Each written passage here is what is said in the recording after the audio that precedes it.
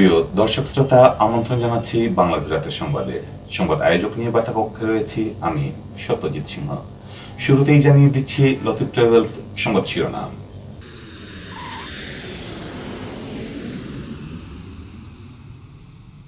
চিকিৎসার জন্য বিদেশ যেতে পারছেন না বিএনপি চেয়ারপারসন খালেদা জিয়া। সাজাপ্রাপ্ত কারো বিদেশে চিকিৎসা নেওয়ার নজির না থাকায় নেতিবাচক মতামত দিয়েছে আইন মন্ত্রণালয়। সিলেটে ইফতারির জন্য গৃহবধূকে পিটিয়ে হত্যা, স্বামী ও শাশুড়ি কারাগারে। সিলেটের হযরত মানিকপীর রহমতুল্লাহ আলাইহির কবরস্থানের উন্নয়নে মাস্টার প্ল্যান প্রণয়ন। নির্মিত হবে আধুনিক গোসলখানা ও হিমাগার। কবরস্থান ভাগ হবে বিভিন্ন ব্লকে। সিসি কাউন্সিলর আজাদুর রহমান আজাদের উদ্যোগে চলছে ঈদ উপহার বিতরণ। দ্বিতীয় দিন উপহার পেলেন 1000 অসচ্ছল পরিবার। করোনায় সারা দেশে আরো 56 জনের মৃত্যু, নতুন আক্রান্ত শনাক্ত 1400। করোনায় ক্ষতিগ্রস্ত সাংবাদিকদের আর্থিক সহায়তা দিয়েছে সিলেটের chamber of commerce and industries. সিলেটে করোনায় আরো একজনের প্রাণহানি, 33 জন আক্রান্ত শনাক্তের দিনে সুস্থ হলেন 43। চুনারুঘাটে গ্রামীণ উন্নয়ন ফাউন্ডেশনের উদ্যোগে 1200 কর্মহীন মানুষের মধ্যে ঈদ উপহার বিতরণ। শুনছিলেন সংবাদ শিরোনাম, এবারে বিস্তারিত। সাজাপ্রাপ্ত কারো বিদেশে চিকিৎসা নেয়ার নজির না থাকায় উন্নত চিকিৎসার জন্য বিএনপি প্রধান বেগম খালেদা জিয়ার বিষয়ে নেতিবাচক মতামত দিয়েছে আইন মন্ত্রণালয়। ফলে বিদেশে চিকিৎসা নিতে যাওয়ার সুযোগ পাচ্ছেন না সাবেক প্রধানমন্ত্রী। পরিবারের আবেদনের প্রেক্ষিতে রোববার আইনমন্ত্রী আনিসুল হক স্বরাষ্ট্র মন্ত্রণালয়ে এমন মতামত দিয়েছেন। করোনা ভাইরাসে আক্রান্ত হয়ে চিকিৎসাধীন বিএনপি চেয়ারপারসন খালেদা জিয়াকে উন্নত চিকিৎসার জন্য বিদেশে নেওয়ার বিষয়ে আইন মন্ত্রণালয় থেকে রোববার সকালে মতামত দেন আইনমন্ত্রী। পরে তা পাঠানো হয় স্বরাষ্ট্র মন্ত্রণালয়ে। এর আগে গেল 11 এপ্রিল খালেদা জিয়ার শরীরে করোনা ভাইরাসের শনাক্ত হয়।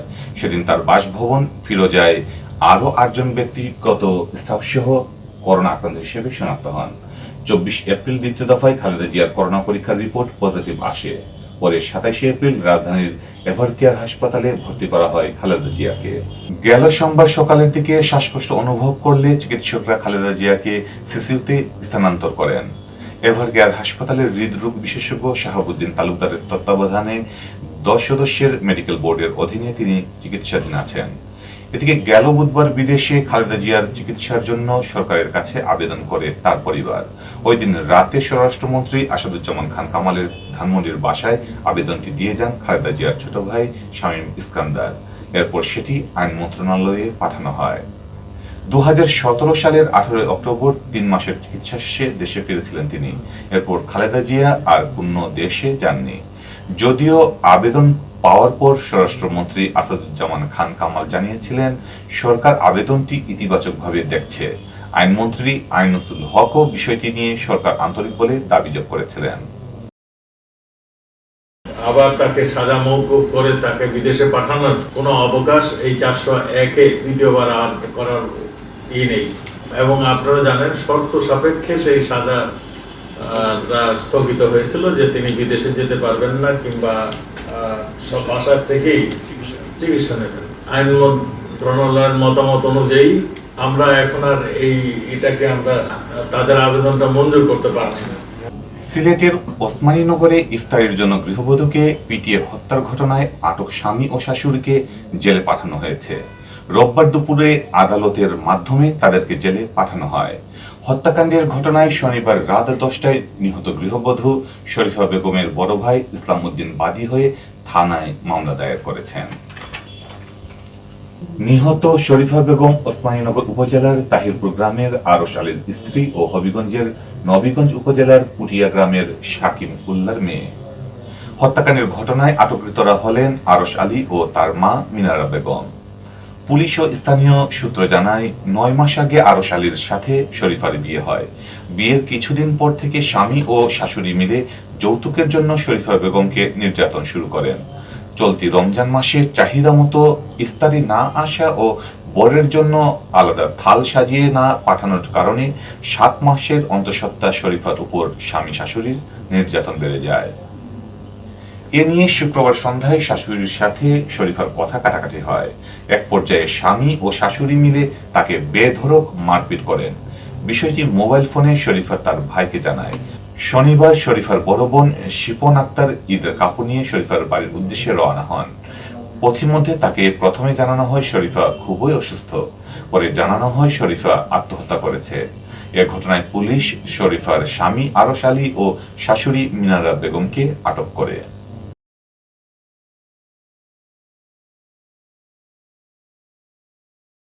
আমার মেয়ের বাড়িতে গেছিলাম, যা পাইছি আমার মেয়েটারে মারছে ইস্তারির কারণে, মারিয়া বাঙ্গা আমার ছটির পায়া বসে বাঙ্গা আমার মেয়েটারে আমি সিনিয়া গেছি গিয়া, তখন আমার ডাইন গেলে চাপবার মারছে, মারার পরে আমি আইনত আশ্রয় লইছি। সিলেট নগরীর সর্ববৃহৎ কবরস্থান হযরত মানিক পীর রহমতুল্লাহের টিলা। সিলেট সিটি কর্পোরেশনের ব্যবস্থাপনায় পরিচালিত কবরস্থানটিতে চিরনিদ্রায় শায়িত আছেন কত শত নামি দামি মানুষ। নগরবাসীর শেষ ঠিকানা হিসেবে পরিচিত মানিক পীর রহমতুল্লাহের কবরস্থানটি এবার সংস্কার ও আধুনিকায়নে হাত দিয়েছে সিলেট সিটি কর্পোরেশন। বিভিন্ন ব্লকে ভাগ করা হচ্ছে পুরো কবরস্থানকে। ইতোমধ্যে চালু হয়েছে সংস্কারকৃত এ ব্লকে দাফন কার্যক্রম। এছাড়া কবরস্থানে নারী ও পুরুষের লাশ গোসলের জন্য আধুনিক গোসলখানা ও আধুনিক হিমাগার নির্মাণেরও পরিকল্পনা নিয়েছে সিটি কর্পোরেশন। সংস্কার ও আধুনিকায়নের কাজ শেষ হলে এই কবরস্থানে দাফন কাজের সুযোগ সুবিধাও বাড়বে বলে আশা প্রকাশ করেছেন সংশ্লিষ্টরা। মুজাম্মেল হকের ক্যামেরায় বিস্তারিত জানাচ্ছেন আন্নামা চৌধুরী। মানিক পীরের টিলা নাম শুনলেই চোখের সামনে ভেসে উঠে টিলার উপর সারি সারি কবর। হযরত শাহজালাল রহমতুল্লাহ আলাহির সফর সঙ্গী ৩৬০ আউলিয়ার অন্যতম হযরত মানিক পীর রহমতুল্লাহ আলাহির কবর রয়েছে টিলাটির উপরে। তাই টিলাটির নামকরণও এই আউলিয়ার নামে। সিলেট নগরীর সবচেয়ে বড় এই কবরস্থানে প্রতিদিনই চলে লাশ দাফনের কাজ। নগরীর বাইরে থেকেও দাফনের জন্য লাশ নিয়ে আসা হয় এই কবরস্থানে, কিন্তু পরিকল্পনার অভাবে এতদিন কবরস্থানটিতে এলোমেলোভাবেই দাফন করা হচ্ছিল লাশ। এতে কবরস্থানটির সঠিক ব্যবস্থাপনাও ব্যাহত হচ্ছিল। দেরিতে হলেও এবার মানিক পীর রহমতুল্লাহ আলাহির কবরস্থান সংস্কার ও আধুনিকায়নের কাজে হাত দিয়েছে সিলেট সিটি কর্পোরেশন। পুরো কবরস্থানকে ভাগ করা হয়েছে বিভিন্ন ব্লকে। এখন থেকে প্রতিটি ব্লকে সারিবদ্ধভাবে দেয়া হবে দাফন। এতে অপচয় কমবে, জায়গার পবিত্রতাও রক্ষা হবে কবরস্থানের। সিটি কর্পোরেশনের এমন উদ্যোগকে সাধুবাদ জানাচ্ছেন স্থানীয় লোকজনও। এখানে সমস্ত মহানগরীর তথা সিলেট বিভাগের লোকজনের কবর হয়, যেই আসে আমরা এখানে কবর দিই।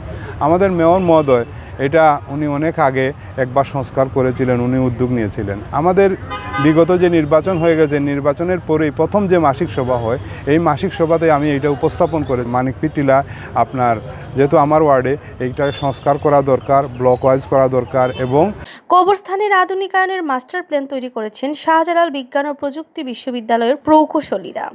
মাস্টার প্ল্যান অনুযায়ী কবরস্থানের পূর্ব অংশ সংস্কার ও আধুনিকায়ন করে প্রস্তুত করা হয়েছে এ ব্লক। এতে ব্যয় হয়েছে প্রায় ৫ কোটি টাকা। গত ৭ মে থেকে এই ব্লকে চালু করা হয়েছে দাফন কার্যক্রম। টিলা অক্ষত রেখে পর্যায়ক্রমে পুরো কবরস্থানটিকে কয়েকটি ব্লকে ভাগ করা হবে বলে জানান সিসিকের প্রধান প্রকৌশলী। বিশ্ববিদ্যালয়ের আর্কিটেকচার ডিপার্টমেন্টের 4 জন আর্কিটেক্ট এবং ইঞ্জিনিয়ারিং কাজের সাথে জড়িত। তারা দীর্ঘদিন পরিকল্পনা করে একটা মাস্টার প্ল্যান তৈরি করা হয়েছে। আর আপনারা জানেন এটা আসলে টিলা প্রকৃতির এই মানিক পীর কবরস্থান, এখানে প্লেন ল্যান্ড পাওয়াটা খুবই দুরূহ এবং আমাদের টিলাটাও কাটা যাচ্ছে না। তাকেই বিদ্যমান রেখে আমাদের যে মাস্টার প্ল্যান করা হয়েছে আপাতত ৩৫০০ মাননীয় মেয়র মহোদয় যেটা বলেছেন ৩৫০০ কবরস্থানের এখন ব্যবস্থা করা হয়েছে। তবে চতুর্দিক দিয়ে আমাদের আরও কবরস্থান বাড়বে। এই মুহূর্তে আমরা ৫ কোটি টাকার আমাদের আসলে কাজ চলতেছে, পর্যায়ক্রমে আমাদের এটা প্রায় ১০ কোটি টাকার মতো হবে।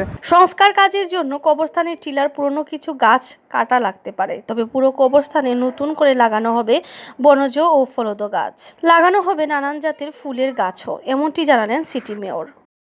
এই গাছগুলা কাটা লাগতে হবে কারণ এইগুলা অনেক পুরনো হয়ে গেছে, কিন্তু আমরা এবার নার্সারি থেকে লোক নিয়ে যাতে শুধু লাগালেই হবে না, লাগাইলে যাতে পরিচর্যা করা হয় এবং এইগুলাকে আগামী ২-৩ বছরের মধ্যে একটা সুন্দর একটা শেপে চলে আসে, সেই দিকে আমরা যাচ্ছি। পরিকল্পনার অভাবে আগে পুরো কবরস্থানটি দাফন কাজে ব্যবহার করা যেত না, তাই জায়গারও সংকট ছিল। কিন্তু সংস্কারের পর কবরের জন্য নতুন জায়গাও বের হবে।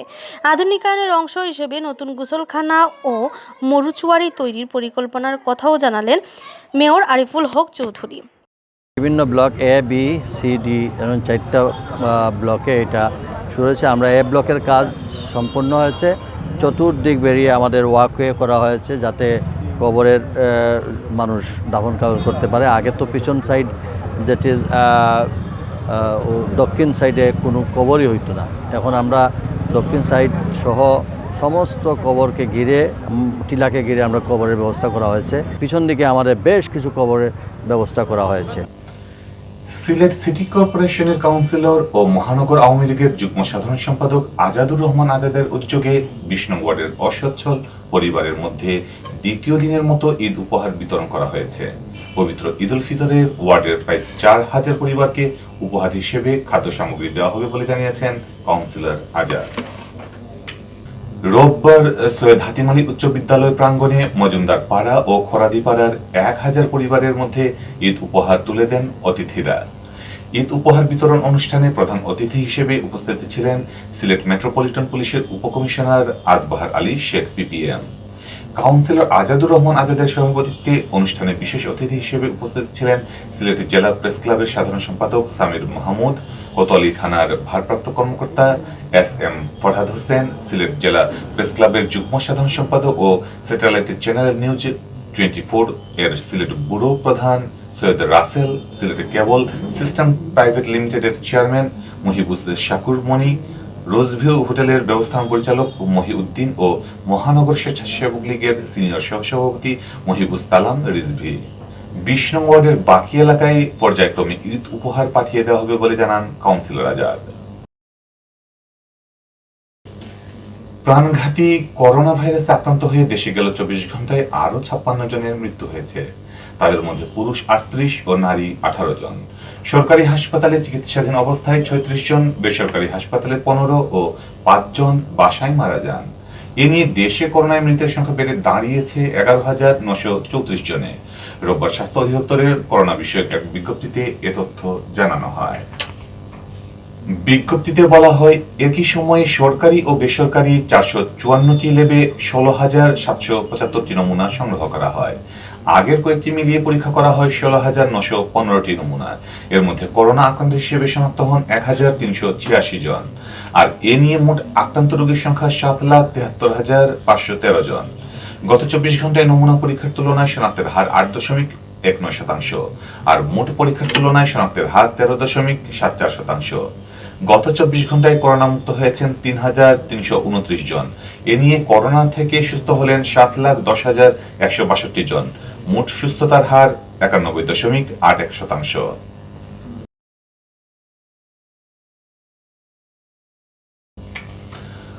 মহামারী করোনা ভাইরাসের কারণে লকডাউনকালীন সময়ে ক্ষতিগ্রস্ত সাংবাদিকদের আর্থিক সহায়তা প্রদান করেছে সিলেটের ব্যবসায়ীদের শীর্ষ সংগঠন the Sylhet chamber of commerce and industries. রোববার বিকেল ৩:৩০টায় চেম্বারের কনফারেন্স হলে আনুষ্ঠানিকভাবে এই আর্থিক সহায়তা প্রদান করা হয়। নিজ নিজ সংগঠনের সাংবাদিকদের পক্ষে আর্থিক অনুদান গ্রহণ করেন সাংবাদিক নেতারা। অনুদান প্রদান অনুষ্ঠানে সিলেটের চেম্বারের সভাপতি আবু তাহের মোহাম্মদ সুয়েব বলেন, সাংবাদিকরা করোনা পরিস্থিতির মধ্যেও জীবনের ঝুঁকি নিয়ে সংবাদ সংগ্রহ ও পরিবেশন করেছেন। তাদের প্রতি খেয়াল রাখা আমাদের দায়িত্ব ও কর্তব্য। অনুষ্ঠানে সিলেট জেলা প্রেস ক্লাব, সিলেটের online press club, electronic media journalist association ও ফটো জার্নালিস্ট অ্যাসোসিয়েশনের ক্ষতিগ্রস্ত সাংবাদিকদের সিলেট চেম্বার অব কমার্সের পক্ষ থেকে আর্থিক সহায়তা প্রদান করা হয়। সিলেট জেলা প্রেস ক্লাবের সভাপতি আল আজাদ মহৎ এর উদ্যোগ গ্রহণের জন্য সিলেটের সাংবাদিক মহলের পক্ষ থেকে সিলেট চেম্বার অব কমার্স নেতৃবৃন্দদেরকে ধন্যবাদ জানান। অনুষ্ঠানে সিলেট চেম্বারের সিনিয়র সহসভাপতি চন্দন সাহা, পরিচালক মোহাম্মদ এমদাদ হোসেন, মুশফিকুর জায়গিদার, মোহাম্মদ আব্দুর রহমান জামিল, ওয়াহিদুজ্জামান চৌধুরী রাজীব, আব্দুল হান্নান, সিলেট জেলা প্রেস ক্লাবের সাধারণ সম্পাদক সামির মাহমুদ, সিলেট অনলাইন প্রেস ক্লাবের সাধারণ সম্পাদক মকসুদ আহমদ ও বিভিন্ন সাংবাদিক সংগঠনের নেতৃবৃন্দ উপস্থিত ছিলেন।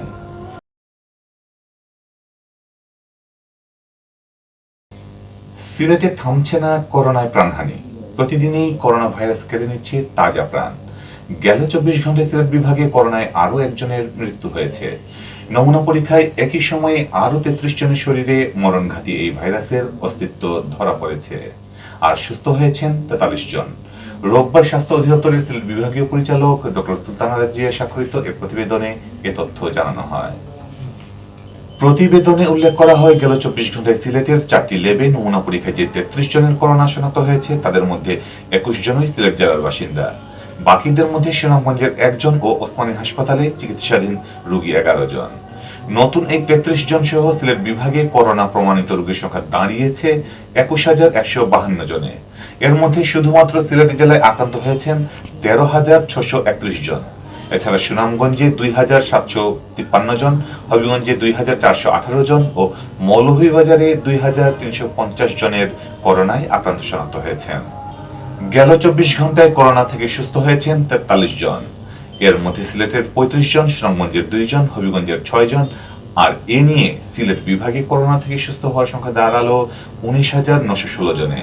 এর মধ্যে সিলেট জেলায় রয়েছেন 13,205 জন। বাকিদের মধ্যে সুনামগঞ্জের 2,654 জন, হবিগঞ্জের 1,846 জন ও মৌলভীবাজারের 2,211 জন রয়েছেন। গেল 24 ঘন্টায় সিলেট বিভাগে যে 1 জন করোনায় মারা গেছেন তিনি সিলেট জেলার বাসিন্দা। আর এ নিয়ে করোনায় সিলেট বিভাগে মৃতের সংখ্যা দাঁড়ালো 367 জনে। এর মধ্যে সিলেট জেলার 294 জন, সুনামগঞ্জের 27 জন, হবিগঞ্জের 18 জন ও মৌলভীবাজারের 28 জন।